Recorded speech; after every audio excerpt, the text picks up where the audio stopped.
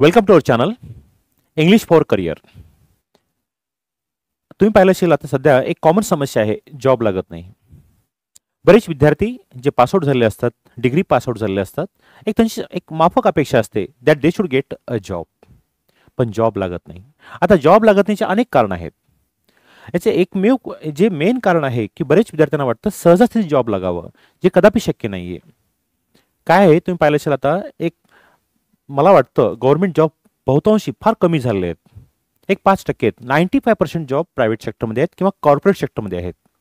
आणि बरेच विद्यार्थी गव्हर्नमेंट जॉबच्या भरोश्यावर अगदी वयाची 35 किंवा 40 पर्यंत वाट पाहतात. आणि या ठिकाणी त्यांची चूक होते. मग त्यांना नैराश्य किंवा डिप्रेशन, स्ट्रेस वगैरे येत असतं. आणि त्यासाठीच त्यांनी एक लक्षात घ्यायचं की तुमच्याकडे जर स्किल्स असतील तर तुम्हाला जॉब नक्की लागतो. कोणत्या प्रकारे जॉब लागतो? आता तुम्ही पाहिलं असेल की बरेच लोक बिझनेस करतात, बरेच लोक नोकरी करतात, जॉब करतात. आता बिझनेस की जॉब हा थोडासा एक वेगळा प्रश्न आहे. ऑफकोर्स एवढं नक्की आहे की जे बिझनेस करतात ते जास्त कमवतात, पण त्यामध्ये संघर्ष आहे आणि बरेचशा लोकांना कम्फर्ट झोनमध्ये राहायचं असतं आणि त्यांना जॉब करावंसं वाटतं. जास्त स्ट्रगल त्यांना म्हणजे नको असतं. एक प्राथमिक अंदाज, पण तसं नाही आहे. आता सगळ्याच सेक्टरमध्ये संघर्ष आहे, स्ट्रगल आहे. कोणताही जॉब साधा नाही आहे, सिंपल नाही आहे. तर आपला जो विषय आहे की आपल्याला स्किल्स आले पाहिजेत. आता मेन जे व्हिडिओचं इंटेन्शन आहे, हेतू आहे, त्या मुलांसाठी ज्यांना जॉब लागत नाही त्यांना जॉब कसे लागेल. So what are the tactics to get a job and which are the ways to get a job. तर आपल्याला या व्हिडिओमध्ये पाहणार आहोत की जॉबसाठी जे इसेन्शियल्स आहेत, जे आवश्यकता आहे ते कोणते आहेत.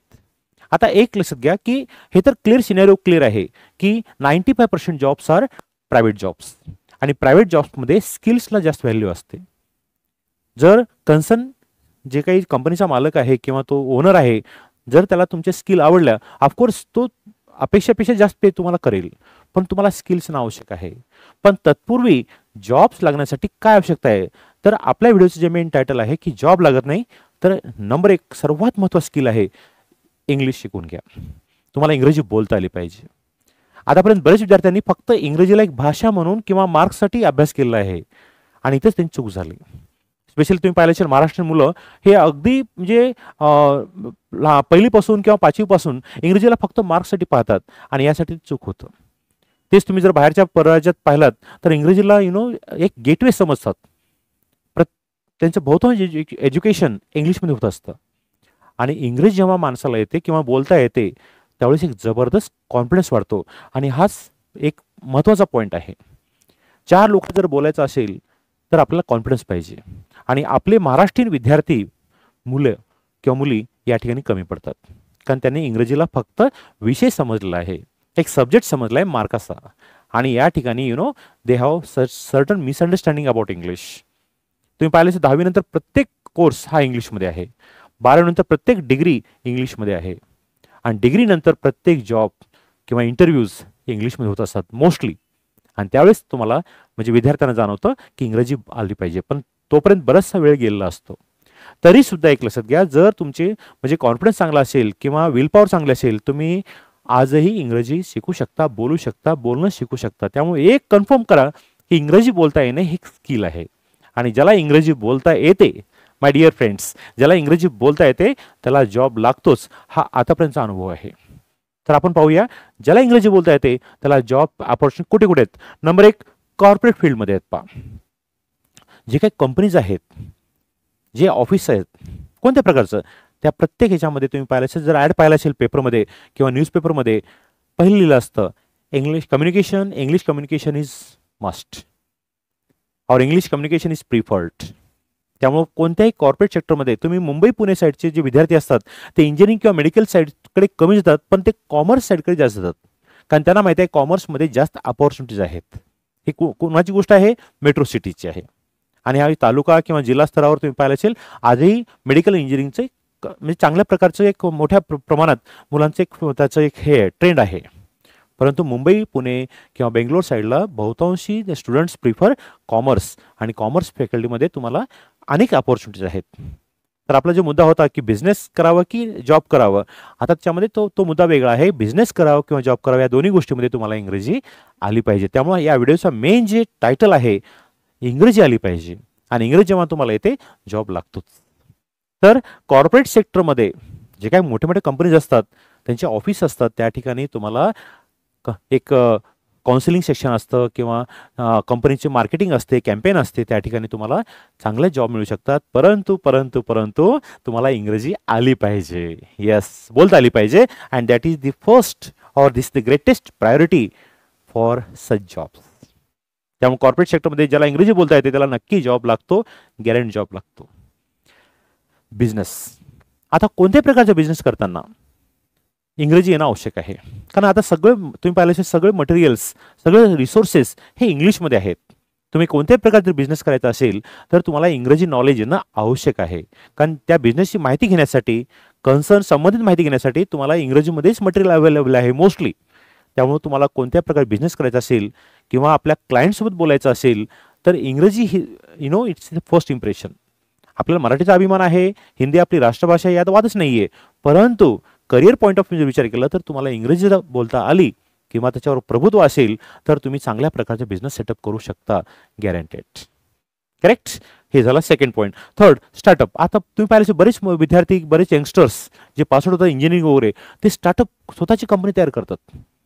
मग ते टेक्निकल फील्डमध्ये राहो किंवा कोणत्या सर्व्हिस बेस्ड इंडस्ट्रीमध्ये राहो, स्टार्टअप त्यांच्यामध्ये एक जबरदस्त फॅड आहे, कारण त्याच्यामध्ये पैसाही भरपूर आहे. आणि स्टार्टअप तयार करण्यासाठी, कोणतीही छोटी मोठी कंपनी तयार करण्यासाठी तुम्हाला नॉलेज पाहिजे. नॉलेज कशामध्ये आहे? इंग्रजीमध्ये आहे. क्लायंट बेस कशामध्ये? इंग्लिशमध्ये आहे. त्याच्यामुळे स्टार्टअपमध्ये सुद्धा इंग्रजी भाषा महत्त्वाची आहे. आता याच्यामध्ये आणखी एक प्रश्न उठतो, माझं वय 25 आहे, मला इंग्लिश शिकता येईल का? शिकण्यासाठी वय नसतं. विदिन 4 to 5 मंथ तुम्ही जर प्रॅक्टिस केलात तर इंग्लिश शिकू शकता. आणि हे जे चॅनल आहे स्पेशली मी महाराष्ट्रीयन विद्यार्थ्यांसाठी तयार केलेलं आहे, मुलांसाठी तयार केलेलं आहे. इंग्लिश फॉर करिअर टायटलच आहे, इंग्लिश फॉर करिअर. याचं कारण काय? आपल्या महाराष्ट्रीयन विद्यार्थी मागे पडू नयेत. ॲक्च्युली माझे 3 चॅनल आहेत, एक हिंदी, इंग्लिश, इंग्लिश आणि ही इंग्लिश मराठी. आणि इंग्लिश फॉर करिअर हे मराठीमध्ये आहे. आणि याच्यावर तुम्ही बरेचसे व्हिडिओ पाहिलात तर इंग्रजी बोलायचं कसं याचे बरेच व्हिडिओज आहेत, तुम्ही पाहू शकता. ऑफकोर्स तुम्हाला नक्की फायदा होईल.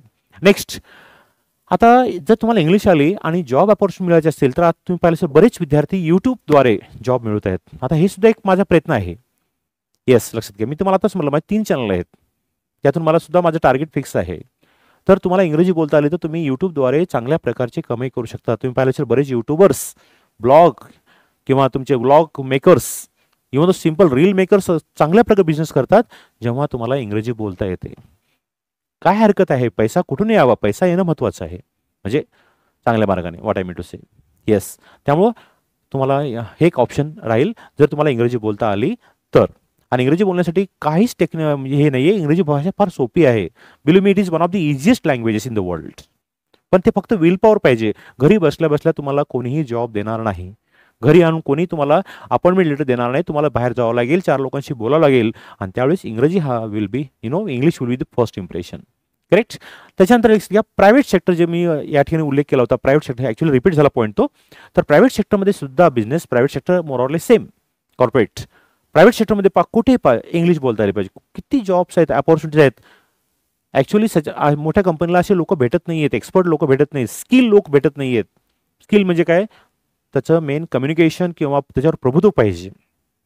4 लोक त्याला बोलता आले पाहिजे, त्याच्याकडे स्किल्स पाहिजे. तुम्ही पाहिलं असेल बरेच कंपन्यांचे कॉल सेंटर्स असतात, ते इंग्लिशमध्ये बोलतात. चांगला पगार असतो, 40-50 हजारपर्यंत पगार असतो जर तुमच्याकडे स्किल असेल तर. प्रायव्हेट सेक्टरमध्ये मोठ्या कंपनीचे ऑफिस असतात, त्या ठिकाणी बिलकुल ऑफिसमध्ये तुम्हाला एक जॉब मिळू शकतो. अनेक प्रकारचे जॉब्स आहेत, फक्त तुमच्याकडे ते स्किल पाहिजे. स्किल म्हणजे इंग्लिश. येस.